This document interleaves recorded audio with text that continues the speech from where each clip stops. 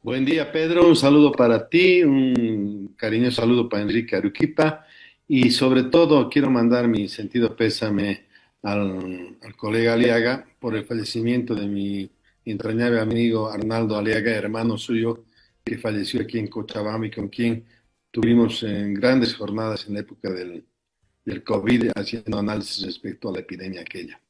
Eh, Arnaldo era un muy buen estadístico con el cual hacíamos proyecciones respecto a la epidemia, a la pandemia que se dio hace algunos años atrás. Mira, tienes razón tú, Pedro, al decir que estamos en un momento realmente existencial. Eh, el tema, pero que es que ante esta crisis institucional del Estado boliviano, esta incapacidad del gobierno para gobernar y para resolver los problemas de esta nube tan densa que está por dar un chubasco impresionante que se llama crisis económica, no hay ninguna salida por parte del gobierno nacional. Y lo único que se les ocurre es echarle la culpa al Senado, a la Asamblea Plurinacional, por el tema de los créditos, ni que los países vivieran de los créditos. Bueno, es parte del asunto en cuestión. Pero el tema es, ¿qué hacer? Porque ya se ha planteado una salida al tema político que es a través de un calendario electoral, elecciones nacionales, para que de una vez este gobierno se vaya en base a los votos de la población y ponga un nuevo gobierno nacional.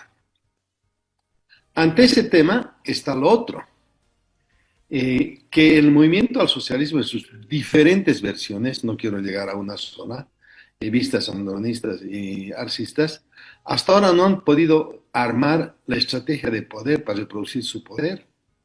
Es más, están a 48 horas de quedarse sin candidatos o quedarse con un candidato que tiene el 2% del electorado, o 3, por ser magnánimos, el señor Castillo. No lo quieren dejar participar a Andrónico Rodríguez, hay celos entre ellos. Y bueno, la actitud de don Evo Morales, además de que puede tener razón en su protesta por el tema económico, sin embargo hay algo por detrás, que es después de mí el diluvio, aquí o yo armo el proceso electoral o esto se va a donde nos plazca. Está clarísimo que hay una actitud de desestabilizar la estrategia de poder, la estrategia electoral, perdón, y esto puede conllevar a graves problemas. Estamos conversando con el senador Guillermo Seoane de Comunidad Ciudadana y bueno, hacíamos el análisis de lo que está ocurriendo en el país, lamentable. Senador, yo quiero hacerle la siguiente pregunta, apelando siempre a su sinceridad o a su honestidad política y personal.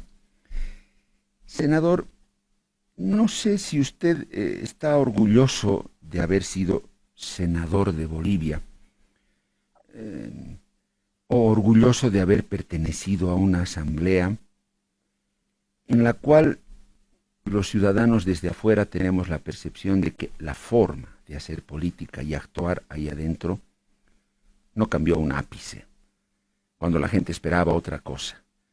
Que esa asamblea sea ejemplo de trabajo, de puntualidad, que trabajen de lunes a viernes como tiene que ser, no de martes o miércoles a jueves, como lo hacían los neoliberales. Ninguna diferencia ahora. Senador, ¿qué sensación le deja a usted el haber pertenecido a la asamblea? Por si acaso, lo que le estoy diciendo no tiene que ver nada personal con usted, sino una sensación de usted haber pertenecido a ese colectivo y si pudo haber hecho o le dejaron hacer algo distinto, o eso es una trituradora en la que el que entra, ni modo, tiene que jugar nomás al mono mayor, senador Seoane.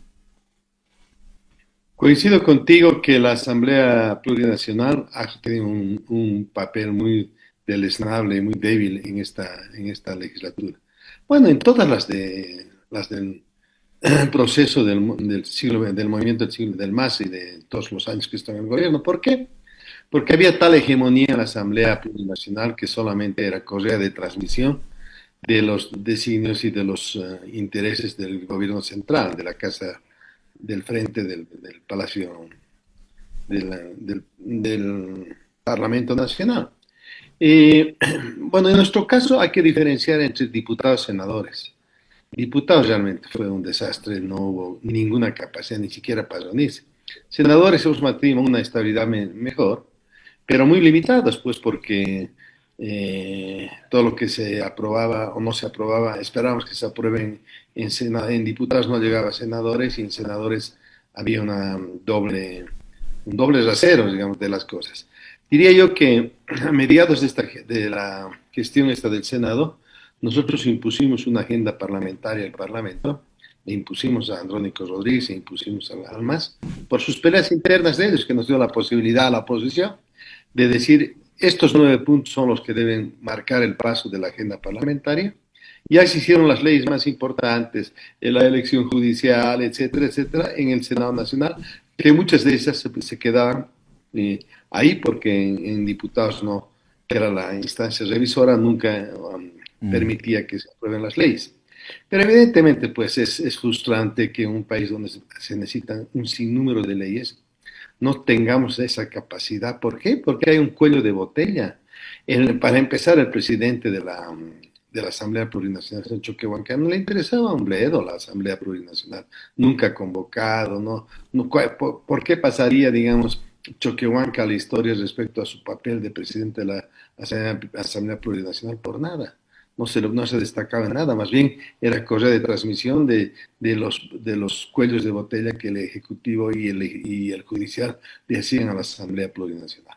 Pero bueno, esperemos que esta nueva Asamblea Plurinacional que venga pueda tener mayor democracia, mayor posibilidad de generar aquellos. Tú decías que era igual que en las épocas del neoliberalismo. Yo creo que en la época del neoliberalismo, modestia aparte diría yo, por lo menos habían una mejor democracia en el Parlamento, porque el mismo pacto democrático permitía eso, ¿no? Permitía que actúen los parlamentarios del MNR, del ADN, del MIR, de CONDEPA, etcétera, etcétera, y además con personalidades políticas muy importantes.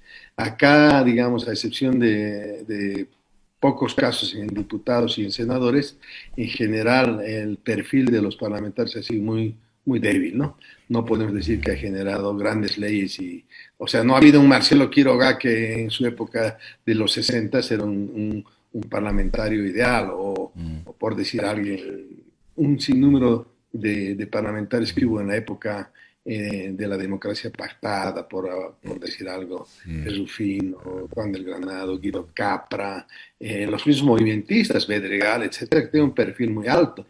Ahora, aunque igual hubo un pacto que mediatizó también las cosas, pero se hacía más democracia. Además, senador, yo le cuento que cuando me tocó a mí el tiempo que me tocó hacer cobertura, fue en ese tiempo. Uno por lo menos como periodista se sentaba con su libreta, a veces amanecía porque tenían que aprobarse leyes, pero uno aprendía, senador, de los discursos teóricos, políticos, filosóficos, sociológicos, y uno se anotaba y decía, oh, qué interesante eso, no lo sabía. Y uno aprendía y tomaba nota de esos oradores, ¿no? De esa especie de cátedra que daban al exponer ciertas cosas. Cosa que hoy definitivamente, senador, no ocurre en lo más absoluto. Pero, senador, quiero preguntarle lo siguiente. Yo sé, probablemente como ciudadano y como periodista, soy muy ingenuo ante las lógicas del poder y cómo se ejerce el poder. Pero los principios básicos de la democracia, senador, los tengo claros. ¿Quién se inventó eso de que, a título de gobernabilidad, que lo entiendo, la Asamblea Legislativa debe ser el apéndice del presidente? ¿Quién se inventó eso? Es decir, que el presidente, sobre texto de gobernabilidad, debe tener una mayoría. ¿Para qué? Para que esa mayoría sea nada más que una especie de pongos, ¿no? De empleados a los cuales desde la casa del frente, telefonazo, señores, levanten la mano, aprueben. Y al que no le gusta, que se viste y se vaya. Yo entiendo como concepto de democracia, senador, a una instancia legislativa con capacidad de interpelación, de hacer leyes, pero interpelación y freno al poder, fiscalización, por mucho que sea el presidente de mi partido. Señor presidente, un ratito, esto usted no lo está haciendo bien, o está vulnerando la ley, y acá esto no va a pasar, querido compañero, y punto final. ¿Por qué no hay eso? Me lleva a una conclusión, senador. Democracia aparente, solo de título, nada más, porque sus instancias y sus órganos y sus mecanismos de control, fiscalización, no funcionan, senador. ¿Cómo se arregla eso? ¿Con qué, senador? ¿Con otra constitución? No creo. Me parece que es cuestión de personas y de lógicas de poder, senador. Bueno, no te olvides que cuando entramos nosotros, bueno, a la iniciativa de la señora Eva Copa, creo, se quitó el tema de los dos tercios, ¿no? Los dos tercios era un mecanismo que evitaba que, porque claro, ya no era un porcentaje muy elevado que se tenían de diputados y senadores en la época de Evo Morales, cuando vino Arce Catacora, ya había un bloque de oposición minoritario, pero importante. Sí, pues nos quitaron los dos tercios, eso lo hizo Eva Copa cuando era presidente del Senado. ¿Y qué pasaba entonces? Que todo lo que era temas importantes ya no se necesita mayoría absoluta, o sea, la mitad más uno solamente para aprobar. Entonces, obviamente, nunca podíamos poner de alguna manera un estate quieto al gobierno para evitar las leyes que ellos querían. Ahora, yo creo que se va dando en el poder absoluto que se tenía en la época de Evo Morales y donde García Linera actuaba como presidente de la Asamblea, pero al mismo tiempo era como primer ministro. Entonces, tenía dos papeles que jugar y obviamente siempre priorizaba el papel de primer ministro. Entonces hizo de la Asamblea Plurinacional pues más que una independencia de poder, un poder separado, etcétera, una suerte de compañeros que tenían que actuar en función de lo que decía el primer ministro en este caso. Pero en la etapa neoliberal, senador, fue lo mismo. Usted se acuerda de las mega coaliciones, se repartían y todo en alianza y todos igual, a levantar la mano tal cual quería el Ejecutivo, bueno, guión calcado por los socialistas, ¿no?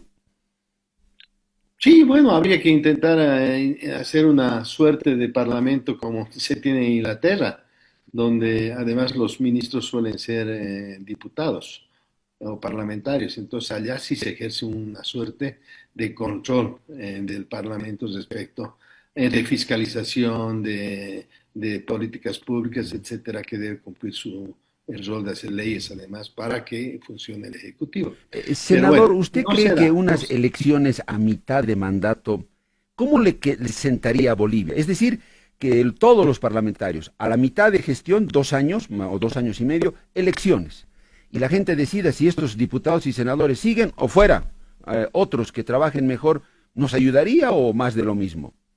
Yo creo que ayudaría, sería muy bueno porque implica para empezar de que los diputados y senadores tienen que esmerarse para hacerlo bien y si no, pues van a recibir la penalidad por parte de la población de no volverlos a nombrar. ¿Ah? Entonces yo creo que sería bueno. Tal vez hay muchos países donde son 6 años de gobierno y de los cuales a los 3 años hay las elecciones de medio término. Creo que es el caso de Venezuela, Sí, por ejemplo, Estados sí. Unidos y hay otros países, ¿no? Usted lo ha Y dicho. nos vendría bien, a nosotros nos vendría muy bien para además renovar. Senador, usted quería acotar algo a propósito de lo que señalábamos al principio. Adelante, por favor. Antes de terminar con el tema del TREP y de la preclusión, quiero hacer un comentario a lo que tú decías.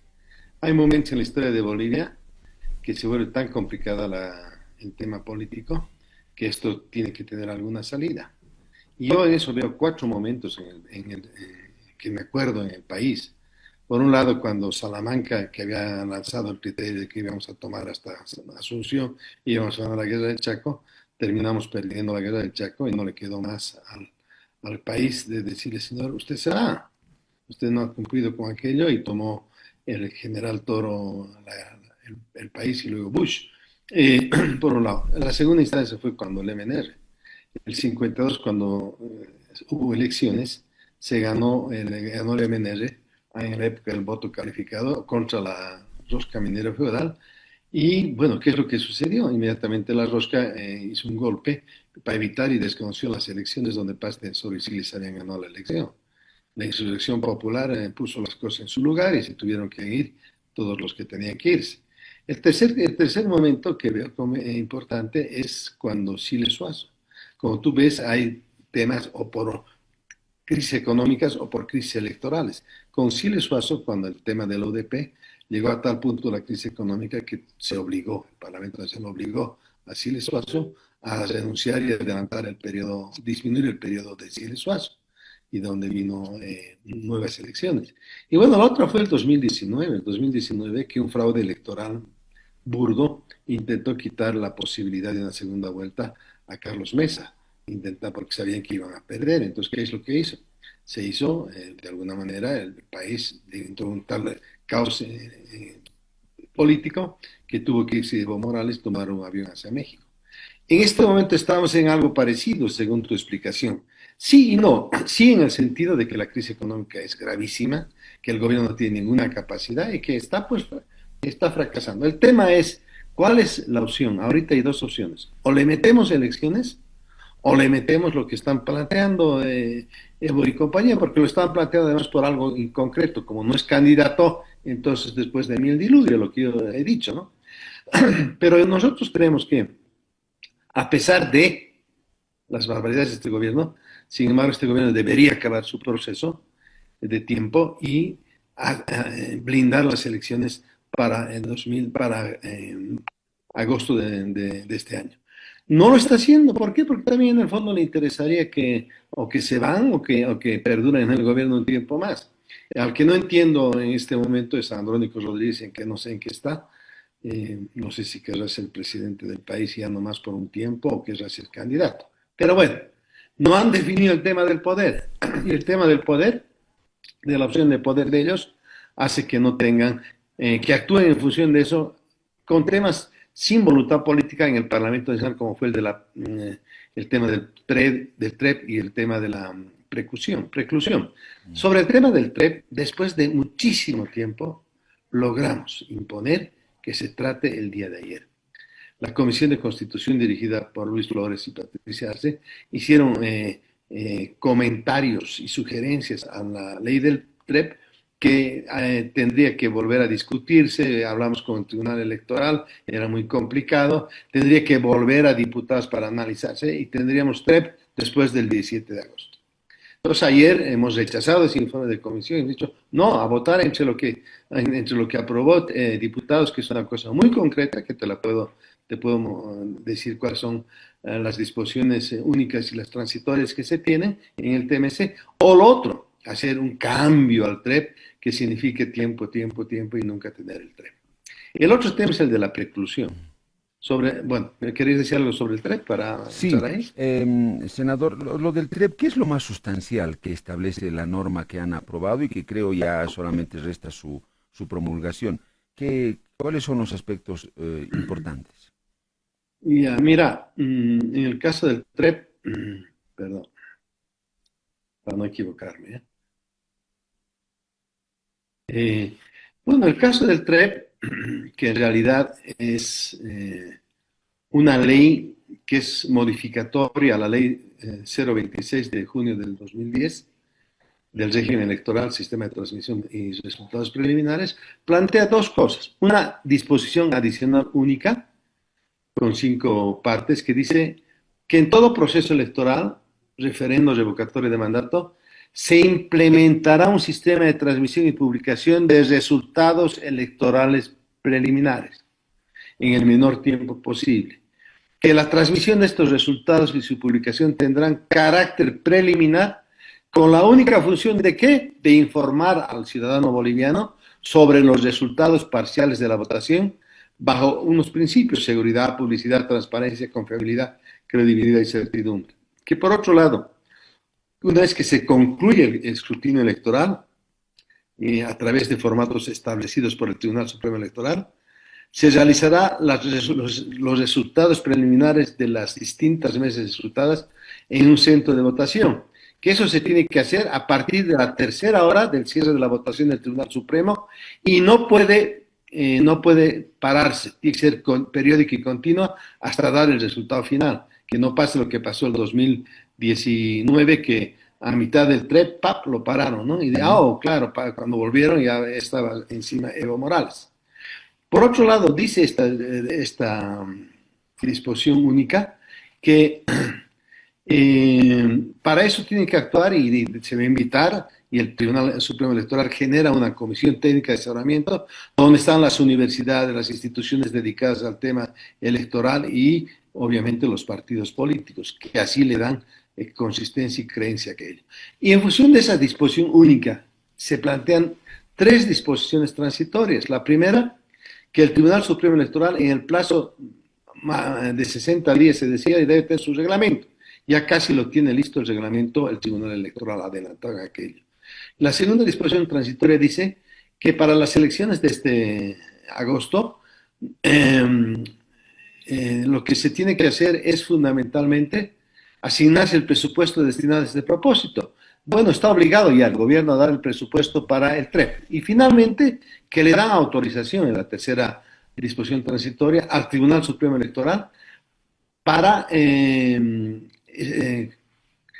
para el proceso de contratación en base a las previsiones de las normas básicas del sistema administrativo a empresas o personalidades para hacer esta auditoría interna a través del TREP en el país. Es lo único que se hace. Se le da autorización al Tribunal Electoral, ya hagan su reglamento, tienen aquí su presupuesto y adelante que tiene que funcionar el TREP como se dice, desde la tercera hora después del cierre de los escrutinios hasta finalizar el escrutinio y dar información verídica al país respecto a lo que dice el TREP, que luego será sustentada ya con los resultados oficiales que vienen una semana después. Senador Eso Seoane, es la ley. senador, antes de pasar al tema de la preclusión, estamos hablando, amigos y amigas oyentes, sobre la aprobación ya en la Asamblea de la ley del TREP, de la famosa transmisión rápida de resultados electorales preliminares. El famoso TREP ya es ley, la han mandado al Ejecutivo para que el presidente la promulgue, tiene que haber presupuesto y todo lo demás, y en agosto, en las elecciones de agosto, tiene que funcionar el TREP. Senador, un detalle importante, por lo que usted me ha dicho, la norma es cortita, es muy, muy corta. El TREP es un resultado referencial que luego tiene que ser confirmado por el cómputo oficial. Pues que como muchas veces se nos ha dicho, no, el TREP no, un poco más no sirve, digamos, ¿no? No, el TREP es solamente un datito que lanzamos, no puede cambiar totalmente el cómputo oficial. El TREP es como para decirles, entonces, ¿para qué ponen el TREP? ¿Para qué ponen? Quítenlo. ¿Qué dice en esto la norma, senador? Bueno, que el TREP es el régimen electoral sobre el sistema de transmisión y publicación de los resultados preliminares, que tienen obviamente que ser confirmados por el Tribunal Supremo Electoral, ya con la lista, con la lectura de las actas pertinentes, que es el proceso que viene desde que termina el proceso y y al día siguiente empiezan a verse las actas, las papeletas una a una. Pero este es un sistema rápido, pues justamente de aquello. Entonces hay una transmisión importante. No es definitorio, pero te da un gran adelanto de por dónde está yendo la elección, para que no haya las sorpresas Claro. como en Venezuela, que el TREP dijo una cosa y no quisieron transmitir, pero la oposición tuvo todas las actas y resultó que había ganado por paliza y vino el Tribunal Electoral de Venezuela y dijo que no, que había ganado Maduro Oh, y punto, se acabó. claro. Pues para evitar ese tipo de cosas, esto te permite de alguna manera blindar que haya par y paso entre el TREP, Claro. O como en que es... Bolivia, senador, ¿no? Que se apagó la luz, se apagó el TREP, para disculpar así 1 o 2 horas después. Ah, No, no, por eso te eureka, digo. sí, se ha volteado Entonces, el resultado. O sea, eso no claro, puede, no puede ocurrir, senador. Pero entonces, la norma, por lo que usted ha leído, señala que son resultados preliminares, evidentemente, así pero es. que deben ser ratificados por el cómputo final. Claro, pues porque no puede ser que digamos, el informe preliminar diga tanto que no es encuesta a la salida de urna, como esa es otra cosa, ¿no? Mm, Sino es aquí un número de las actas que son al azar tomadas y pum, sacadas sobre datos verídicos, ¿no? No es como hacer una encuesta en boca de urna, esa es otra cosa.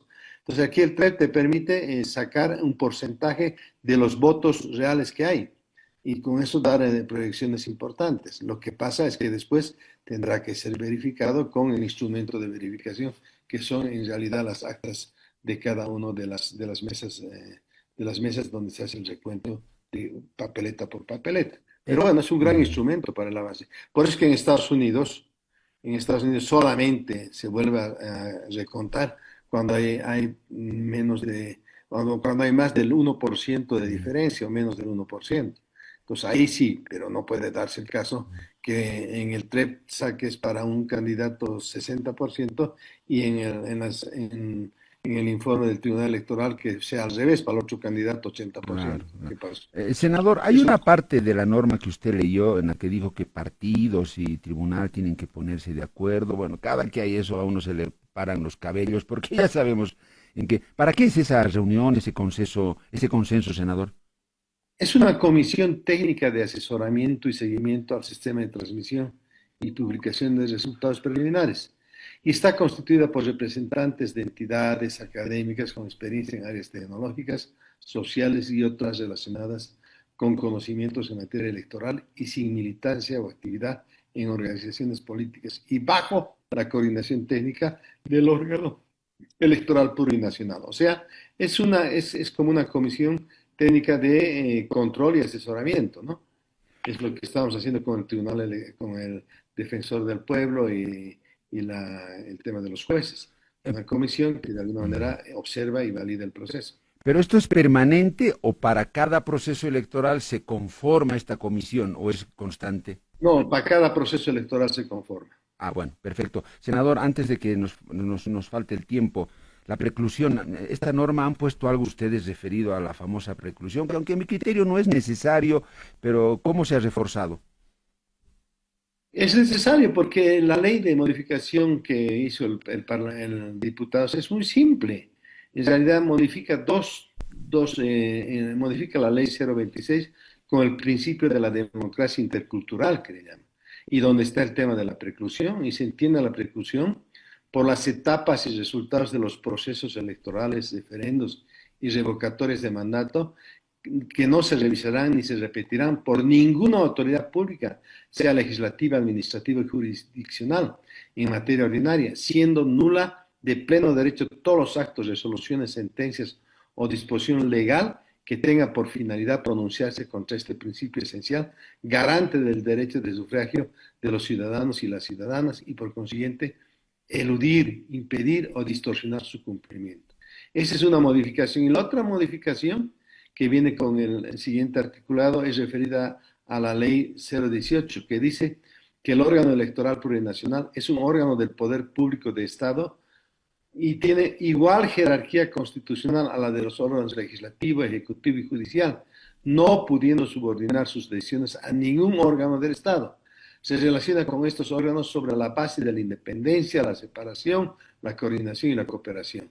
Y por consiguiente es la autoridad suprema electoral, ya que las decisiones del Tribunal Supremo Electoral en materia electoral son de cumplimiento obligatorio, inapelables e irrevisables, excepto en los asuntos que correspondan al ámbito de la jurisdicción y competencia del Tribunal Constitucional Plurinacional. Si en sus atribuciones del Tribunal Constitucional hay algo que ven conveniente, sí se puede tomar en cuenta, pero en lo demás que tiene que ver con el manejo del proceso electoral, solo competen al Tribunal Supremo Electoral. ¿Y qué es lo que está pasando? Que cada semana se reciben los amparos de los tribunales departamentales que están marcando el paso del proceso electoral y están débil nuestro Tribunal Supremo Electoral que tiene incapacidad para imponer el principio de la preclusión y por eso ha pedido y nos ha pedido una ley que les permita de alguna manera, porque ¿qué es lo que pasa? El Tribunal Constitucional está dando penalidades, está pidiendo dineros por multas específicas y está atemorizando a los vocales del Tribunal Electoral. Entonces, ellos tienen que mantener y saber que tienen una ley de preclusión que los protege y quienes pueden terminar en la cárcel no son los vocales electorales, sino los En constitucionales. la preclusión, senador, usted ha leído, es lo que han añadido, ¿no? Lo que se ha modificado, que ni siquiera ningún fallo judicial ni nada podrá interrumpir la preclusión o vulnerar la preclusión. Eso se ha añadido y dice así, ningún fallo, ni sentencia, ni nada. Pero se dice, excepto en los asuntos que correspondan al ámbito de la jurisdicción y competencia del Tribunal Constitucional. Si hay algo que está en lo que es el Tribunal Constitucional, sí puede actuar, pero no puede actuar de principio metiéndose en que este no debe ir, este debe ir, este no ha hecho su directiva, este no ha cumplido tal cosa. Eso es del Tribunal Supremo Electoral. Si hay un tema que va a la jurisdicción y competencia del Tribunal Constitucional, recién puede actuar, pero no de entrada que queriendo Ah, constituirse en el Tribunal claro. Supremo Electoral, como nos han hecho con el legislativo. Mm, Ellos creen cuándo debemos funcionar, cuándo no debemos funcionar, claro. quién se meten en cosas que no le Mm. competen. Aunque, senador, tal vez la puertita sigue entreabierta porque un candidato puede acudir a una de estas famosas salas, decir que se ha vulnerado un derecho fundamental y ya, y el constitucional falla y dice, no, pónganlo, quítenlo. No sé, es bien complicado, senador, puede estar abierto el resquicio, ¿no? Siempre está abierto, pues no podemos evitar que hay la justicia y el poder electoral. Pero en lo que se refiere al manejo del proceso electoral, solo compete al Tribunal Supremo Electoral. No tiene por qué meterse el Tribunal Constitucional a decir este va a ser candidato o no va a ser candidato, este partido funciona o no funciona. Eso es atribución exclusiva del Tribunal Supremo Electoral. Cuando haya una falla que tenga que ver con las competencias del Tribunal Constitucional, podrá hablar el Tribunal Constitucional. Mientras tanto, es atribución exclusiva, con el principio de preclusión en todas sus decisiones, el Tribunal Electoral.